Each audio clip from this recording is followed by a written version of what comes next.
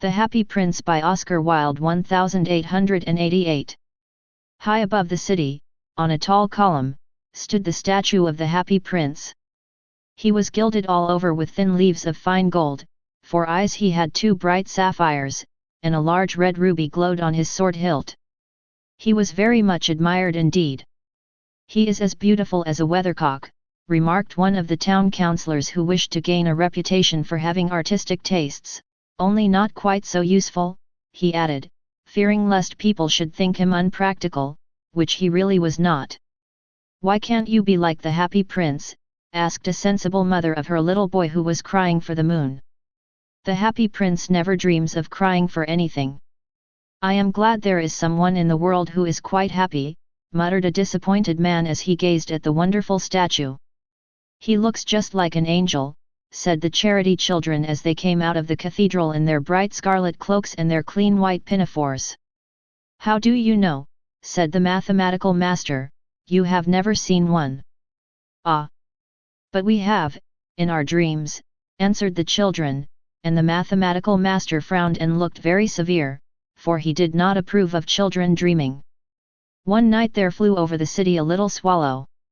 His friends had gone away to Egypt 6 weeks before, but he had stayed behind, for he was in love with the most beautiful reed.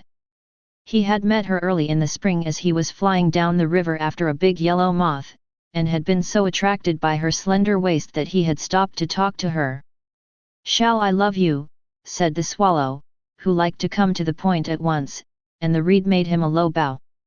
So he flew round and round her, touching the water with his wings, and making silver ripples. This was his courtship, and it lasted all through the summer. "It is a ridiculous attachment," twittered the other swallows. "She has no money, and far too many relations," and indeed the river was quite full of reeds. Then, when the autumn came, they all flew away.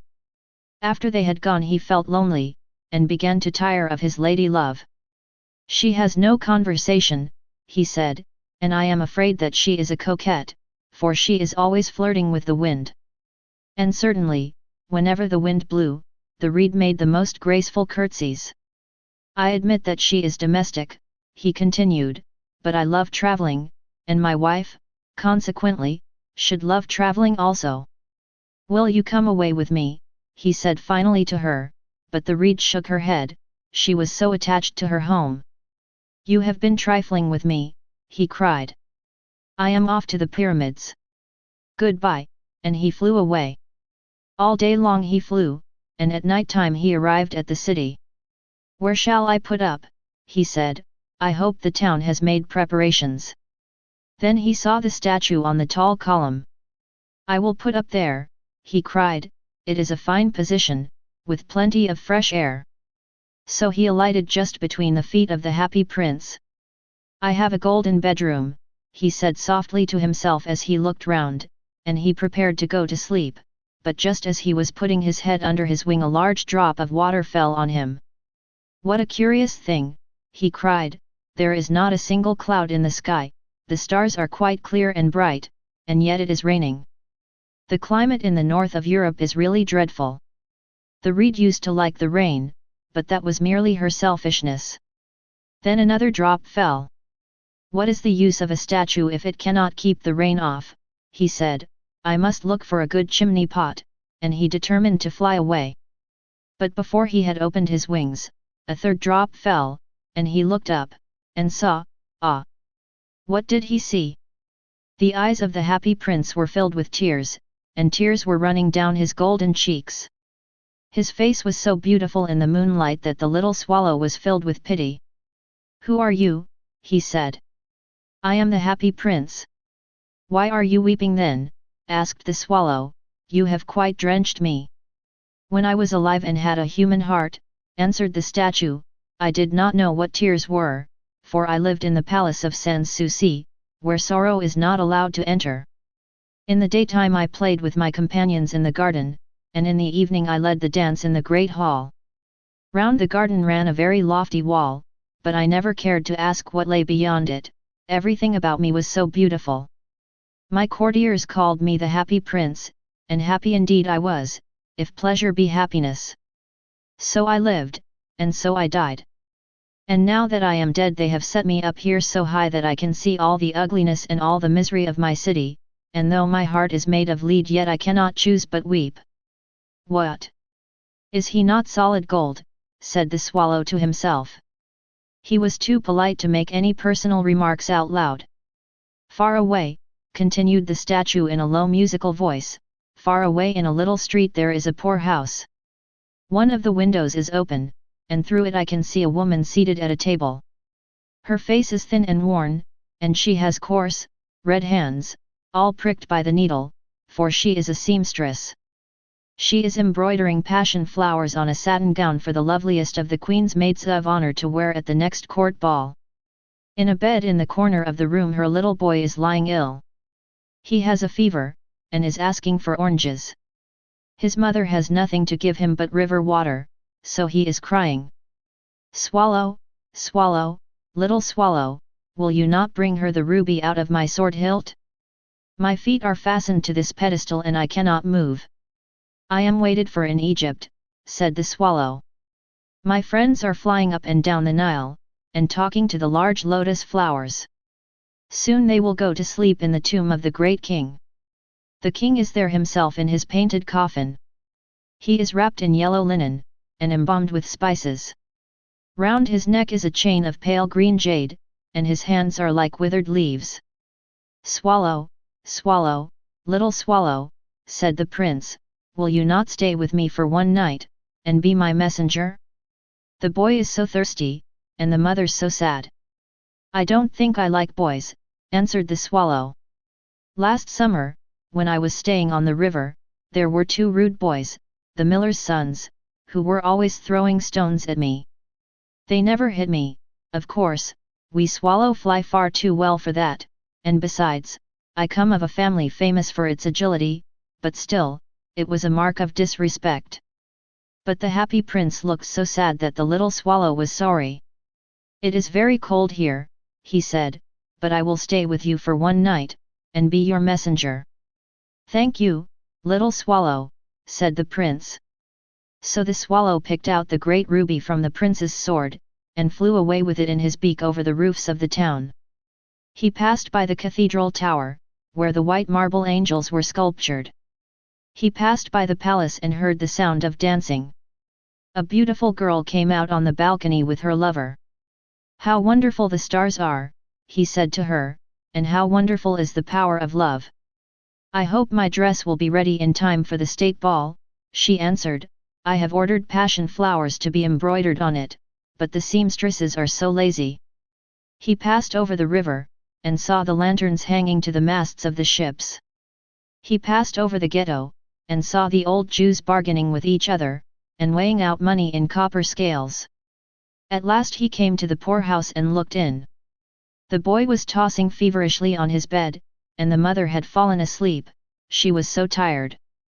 In he hopped, and laid the great ruby on the table beside the woman's thimble. Then he flew gently round the bed, fanning the boy's forehead with his wings. How cool I feel, said the boy, I must be getting better, and he sank into a delicious slumber. Then the swallow flew back to the happy prince, and told him what he had done. It is curious, he remarked, but I feel quite warm now, although it is so cold. That is because you have done a good action, said the prince. And the little swallow began to think, and then he fell asleep. Thinking always made him sleepy. When day broke he flew down to the river and had a bath. What a remarkable phenomenon, said the professor of ornithology as he was passing over the bridge. A swallow in winter. And he wrote a long letter about it to the local newspaper. Everyone quoted it, it was full of so many words that they could not understand. Tonight I go to Egypt, said the swallow, and he was in high spirits at the prospect. He visited all the public monuments, and sat a long time on top of the church steeple. Wherever he went the sparrows chirped, and said to each other, what a distinguished stranger, so he enjoyed himself very much. When the moon rose he flew back to the happy prince. Have you any commissions for Egypt? He cried, I am just starting. Swallow, swallow, little swallow, said the prince, will you not stay with me one night longer? I am waited for in Egypt, answered the swallow. Tomorrow my friends will fly up to the second cataract. The river horse couches there among the bulrushes, and on a great granite throne sits the god Memnon. All night long he watches the stars, and when the morning star shines he utters one cry of joy, and then he is silent. At noon the yellow lions come down to the water's edge to drink. They have eyes like green barrels, and their roar is louder than the roar of the cataract. Swallow, swallow, little swallow, said the prince, far away across the city I see a young man in a garret. He is leaning over a desk covered with papers, and in a tumbler by his side there is a bunch of withered violets. His hair is brown and crisp, and his lips are red as a pomegranate, and he has large and dreamy eyes. He is trying to finish a play for the director of the theatre, but he is too cold to write any more. There is no fire in the grate, and hunger has made him faint. I will wait with you one night longer, said the swallow, who really had a good heart. Shall I take him another ruby? Alas! I have no ruby now, said the prince, my eyes are all that I have left. They are made of rare sapphires, which were brought out of India 1,000 years ago. Pluck out one of them and take it to him. He will sell it to the jeweler, and buy food and firewood, and finish his play. Dear prince, said the swallow, I cannot do that, and he began to weep. Swallow, swallow, little swallow, said the prince, do as I command you. So the swallow plucked out the prince's eye, and flew away to the student's garret. It was easy enough to get in, as there was a hole in the roof. Through this he darted, and came into the room. The young man had his head buried in his hands, so he did not hear the flutter of the bird's wings, and when he looked up he found the beautiful sapphire lying on the withered violets. I am beginning to be appreciated, he cried, this is from some great admirer. Now I can finish my play, and he looked quite happy. The next day the swallow flew down to the harbour. He sat on the mast of a large vessel and watched the sailors hauling big chests out of the hold with ropes. Heave ahoy, they shouted as each chest came up. I am going to Egypt, cried the swallow, but nobody minded, and when the moon rose he flew back to the happy prince. I am come to bid you goodbye, he cried. Swallow, swallow, little swallow, said the prince, will you not stay with me one night longer? It is winter, answered the swallow, and the chill snow will soon be here. In Egypt the sun is warm on the green palm trees, and the crocodiles lie in the mud and look lazily about them. My companions are building a nest in the temple of Baalbek, and the pink and white doves are watching them, and cooing to each other. Dear prince, I must leave you, but I will never forget you, and next spring I will bring you back 2 beautiful jewels in place of those you have given away. The ruby shall be redder than a red rose, and the sapphire shall be as blue as the great sea. In the square below, said the happy prince, there stands a little match girl. She has let her matches fall in the gutter, and they are all spoiled. Her father will beat her if she does not bring home some money, and she is crying. She has no shoes or stockings, and her little head is bare. Pluck out my other eye, and give it to her, and her father will not beat her. I will stay with you one night longer, said the swallow, but I cannot pluck out your eye. You would be quite blind then. Swallow, swallow, little swallow, said the prince, do as I command you. So he plucked out the prince's other eye, and darted down with it. He swooped past the match girl, and slipped the jewel into the palm of her hand. What a lovely bit of glass, cried the little girl, and she ran home, laughing. Then the swallow came back to the prince. You are blind now, he said, so I will stay with you always. No, little swallow, said the poor prince, you must go away to Egypt. I will stay with you always, said the swallow, and he slept at the prince's feet. All the next day he sat on the prince's shoulder, and told him stories of what he had seen in strange lands. He told him of the red ibises, who stand in long rows on the banks of the Nile, and catch gold fish in their beaks, of the Sphinx, who is as old as the world itself, and lives in the desert, and knows everything, of the merchants, who walk slowly by the side of their camels, and carry amber beads in their hands, of the king of the mountains of the moon, who is as black as ebony, and worships a large crystal, of the great green snake that sleeps in a palm tree, and has 20 priests to feed it with honey cakes, and of the pygmies who sail over a big lake on large flat leaves, and are always at war with the butterflies. "Dear little swallow," said the prince, "you tell me of marvelous things, but more marvelous than anything is the suffering of men and of women. There is no mystery so great as misery. Fly over my city, little swallow, and tell me what you see there." So the swallow flew over the great city, and saw the rich making merry in their beautiful houses, while the beggars were sitting at the gates. He flew into dark lanes, and saw the white faces of starving children looking out listlessly at the black streets. Under the archway of a bridge 2 little boys were lying in one another's arms to try and keep themselves warm. "How hungry we are," they said. "You must not lie here," shouted the watchman, and they wandered out into the rain. Then he flew back and told the prince what he had seen. "I am covered with fine gold," said the prince, "you must take it off, leaf by leaf, and give it to my poor. The living always think that gold can make them happy." Leaf after leaf of the fine gold the swallow picked off, till the happy prince looked quite dull and grey. Leaf after leaf of the fine gold he brought to the poor, and the children's faces grew rosier, and they laughed and played games in the street. "We have bread now," they cried. Then the snow came, and after the snow came the frost. The streets looked as if they were made of silver, they were so bright and glistening. Long icicles like crystal daggers hung down from the eaves of the houses, everybody went about in furs, and the little boys wore scarlet caps and skated on the ice. The poor little swallow grew colder and colder, but he would not leave the prince, he loved him too well. He picked up crumbs outside the baker's door when the baker was not looking and tried to keep himself warm by flapping his wings. But at last he knew that he was going to die. He had just strength to fly up to the prince's shoulder once more. "Goodbye, dear prince," he murmured, "will you let me kiss your hand?" "I am glad that you are going to Egypt at last, little swallow," said the prince, "you have stayed too long here, but you must kiss me on the lips, for I love you." "It is not to Egypt that I am going," said the swallow. "I am going to the house of death.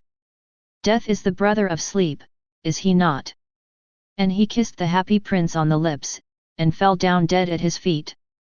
At that moment a curious crack sounded inside the statue, as if something had broken. The fact is that the leaden heart had snapped right in two. It certainly was a dreadfully hard frost. Early the next morning the mayor was walking in the square below in company with the town councillors. As they passed the column he looked up at the statue. "Dear me! How shabby the happy prince looks," he said. "How shabby indeed," cried the town councillors, who always agreed with the mayor, and they went up to look at it. "The ruby has fallen out of his sword, his eyes are gone, and he is golden no longer," said the mayor. "In fact, he is little better than a beggar." "Little better than a beggar," said the town councillors. "And here is actually a dead bird at his feet," continued the mayor. "We must really issue a proclamation that birds are not to be allowed to die here." And the town clerk made a note of the suggestion. So they pulled down the statue of the happy prince. "As he is no longer beautiful he is no longer useful," said the art professor at the university. Then they melted the statue in a furnace, and the mayor held a meeting of the corporation to decide what was to be done with the metal. "We must have another statue, of course," he said, "and it shall be a statue of myself." "Of myself," said each of the town councillors, and they quarrelled. When I last heard of them they were quarrelling still. "What a strange thing," said the overseer of the workmen at the foundry. "This broken lead heart will not melt in the furnace. We must throw it away." So they threw it on a dust heap where the dead swallow was also lying. "Bring me the two most precious things in the city," said God to one of his angels, and the angel brought him the leaden heart and the dead bird. "You have rightly chosen," said God, "for in my garden of paradise this little bird shall sing forevermore, and in my city of gold the happy prince shall praise me. The end. The Happy Prince is a classic fairy tale written by Oscar Wilde in 1888. This enchanting story imparts several important learning points. 1. Selflessness and compassion. At the heart of the story is the theme of selflessness and compassion. The Happy Prince and the Swallow both demonstrate these virtues by helping those in need, even at their own expense. 2. The suffering of the poor. The Happy Prince highlights the suffering and hardships endured by the poor in society. It encourages readers to recognize the plight of the less fortunate and to take action to alleviate their suffering. 3. The sacrifice of the Happy Prince.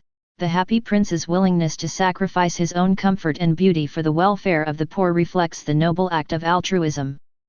It prompts reflection on the concept of sacrifice for the greater good. 4. Empathy and understanding. The Swallow's empathy for the Happy Prince and his compassion for the poor showcase the importance of understanding and relating to others' experiences and needs. 5. The impact of art. The story illustrates the transformative power of art and beauty. The statue of the Happy Prince inspires and moves those who gaze upon it, underscoring the significance of artistic expression. 6. The role of friendship. The friendship between the Happy Prince and the Swallow emphasizes the value of companionship and mutual support in facing life's challenges.